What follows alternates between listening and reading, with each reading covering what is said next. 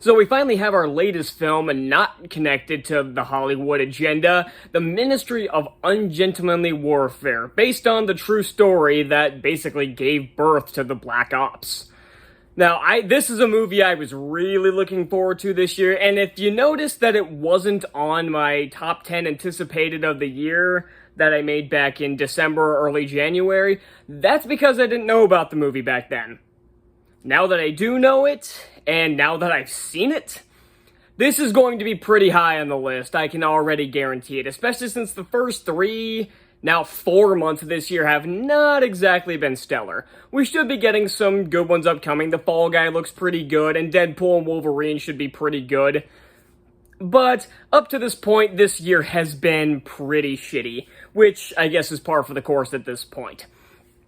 So, the main plot of this is Winston Churchill, and now the Prime Minister of he's not the Prime Minister, but the Prime Minister of Britain, they want to concoct a plan to destroy some very important German ships, but they can't do it because it's on neutral territory, so they decide to put together a team of, shall we say, rogues, I guess is the word I could put it, criminals, killers, insane people, really, to do the mission, to do an unsanctioned mission to destroy the ship. And if you heard that plot all on its own, it sounds pretty boring. But I'll be damned if this movie wasn't a hell of a lot of fun. This movie is directed by Guy Ritchie, who has been pretty hit and miss in his overall career, but I have liked a lot of his films, especially his recent ones.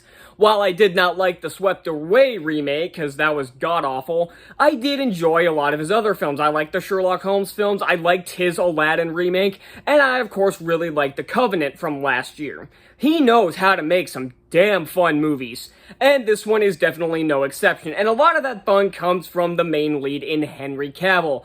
Now, this does lead to the one gripe I have with this movie, and it's that the characters in this movie don't look at all like their real-life counterparts. Like, not even a little. Every single person in this movie has a really big mustache for some reason, except for Richson's character. But all of the other guys in the group have this really big mustache, and not many of the crew actually did in real life. And then there's also the fact that Major, blanking on her name, but she was white originally, and she's played by Isaac Gonzalez here, who's not. But I'll be damned if these actors didn't bring a ton of fun to these roles. Henry Cavill is, of course, the standout for me, and also my other gripe, and it's not the movie's fault, is the presence of Alan Ritchson.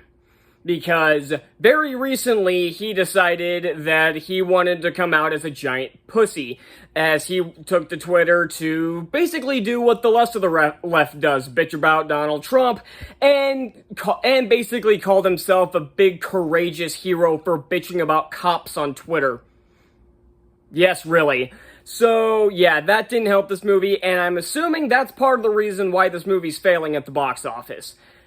So, yeah, that's something else I want to get into, is that this movie would be doing a lot better if Richardson didn't open his big-ass mouth.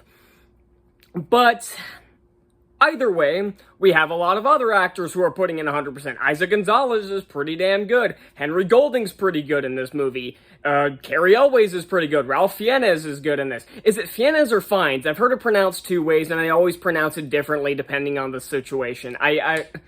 Doesn't matter.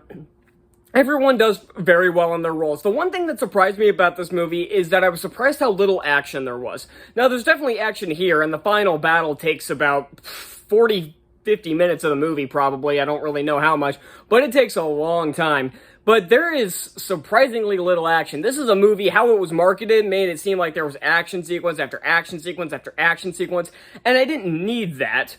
But that did kind of take me by surprise when there's really only 3 big action sequences. There's the opening one, and I'll get into the editing a bit later, how the timeline kind of jumps around a little bit every once in a while, but I'll get back to that. So there's an opening fight on the ship, then there's the breakout scene where they break out another member of the crew, played by Alex Pettyfer, who I have not seen do anything since probably I Am Number 4, which was 13 years ago. So it's nice to see him getting back into more bigger roles now, and he's pretty good in this as well. And then there's the big climactic battle at the end. And again, all of these action sequences are very well shot, very well laid out, very well, just well done. There's really no other way to put it. So that brings me to the editing and the timeline kind of jumping around. Every once in a while, something will happen. It'll jump back to in the past to explain it, and then we'll go right back to where we left off. And that starts at the very beginning. They start blowing up a German ship that they came across, or that came across them, really, because they were trying to board them. And then, as soon as the action sequence started, or like right as it ended, not as it started, as it ended, it jumped back to explain what they were doing, which basically explained the whole mission and the entire premise of the film. Then it jumped back to where we were at. And then later during one of the parties that's supposed to distract a lot of the there's two parties thrown, one to distract the German soldiers and one to distract the generals. So the one distracting the generals and the higher-ups and everything, it shows a woman leading away one of basically the guy who runs the port where the boat is that they need to destroy. Then it jumps back to a few hours earlier of showing one of the guys who's part of the crew, or not really part of the crew, he's part of the recon mission, him paying her to do this, and then it jumps right back to where we were. I don't really understand the decision to do that, but I guess it was fine. Something else that was kind of distracting about this movie that, again, isn't a problem, but I started noticing, is that in every single scene, Isaac Gonzalez has a different outfit and a different hairstyle for some reason. It didn't bother me at first, but then it started happening every scene, and when I started noticing, I couldn't not notice. It was really bizarre, but again, it wasn't a knock against the film, because there's not much to knock against this film, again, other than the unfortunate casting of Alan Ritchie. But again, this wasn't this movie's fault.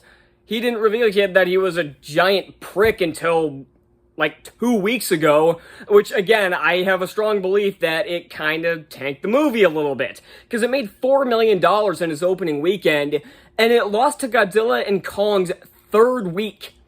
And this movie ended up in 4th place. This would at least have been 2nd place on the weekend had Ritchie stayed the fuck off Twitter. But yeah, so the effects are all pretty good. I'm assuming most of them are practical. I don't think there was a ton of CGI. There were a couple of green screen shots that I did notice, but they weren't bad. Just because I noticed the effect doesn't mean it's a bad effect. I'm honest, movies like this are weird because I can usually lay out all of the good things right off the bat, so there's not much to talk about afterwards. The music's pretty good. It's serviceable, I guess. There's nothing that stands out about it, but it's perfectly fine. And again, this is the kind of movie I want to see nowadays. This is the kind of action movie we want. We don't want movies that pander to a small demographic that don't even watch movies, that they try to pander to a small demographic that will not give them the money they want. And the group that would give them the money, they drive the fuck away. I'm looking at you in particular, Disney, where they try to pander to all the leftist morons on the internet who won't pay to go to these movies or anything, and the people who would have were driven away because they realized, okay, this is one big political stunt, we want nothing to do with this. And that's exactly the reason why so many big-time movies, especially ones out of Disney, are bombing, and they're bombing hard. And then look at last year with Sound of Freedom. There was no pandering whatsoever. It was just a movie based on a true story that they wanted to tell and help bring awareness to child trafficking, and they had a problem with that. So much so that they tried to drive people out of theaters and try to prevent people to go see it. It's fucking obvious to anybody with half a brain cell. And again, I know this one isn't doing very well, but again, I mostly blame that on Richardson. And I didn't expect this to be a big Sound of Freedom level hit, but the fact that it isn't doing as well is kind of disappointing. But again, these are the kind of action movies we want. They are just here to have fun. By the way, there's absolutely no reason for this to be R-rated. There's a little bit of blood at the beginning, like it's kind of violent. Then there's maybe 2 F-bombs in the entire movie, both of which take place in around 30 seconds. And I mean in the same 30 seconds. But Other than that, this could have been a PG-13, no problem. Hell, a lot of the violence, like the blood and everything, is censored. Like, I mean, there's one point where Richard's character cuts a heart out of the Nazi soldier, but we don't see him do it, and you barely see the thing in his hand. He could have been holding a ball for all we knew. You know what? I don't like how I phrased that after... Yeah, never mind. But the entire point is there is no reason for this to be R-rated at all. This could have been a PG-13, and this is yet another example of the MPAA being a bunch of pussies. So, yeah, that's the Ministry of Ungentlemanly Warfare. This was a ton of fun. I highly recommend you check it out. This is a movie that deserves your money. I mean, yeah, Ritchie kind of made me not want to see it in the theater, but I still did, and I don't regret the purchase. I'm gonna give... I'm trying to think if I should... Yeah, you know what, fuck it. Ministry of Ungentlemanly Warfare is going to get an A-. Because there are some tiny things that kind of stuck out that weren't great. But overall, movie's a fun time. Go see it. It's just 2 hours of fun, and that's all you can ask. So that's all I got, and I'll see you all next time. Bye.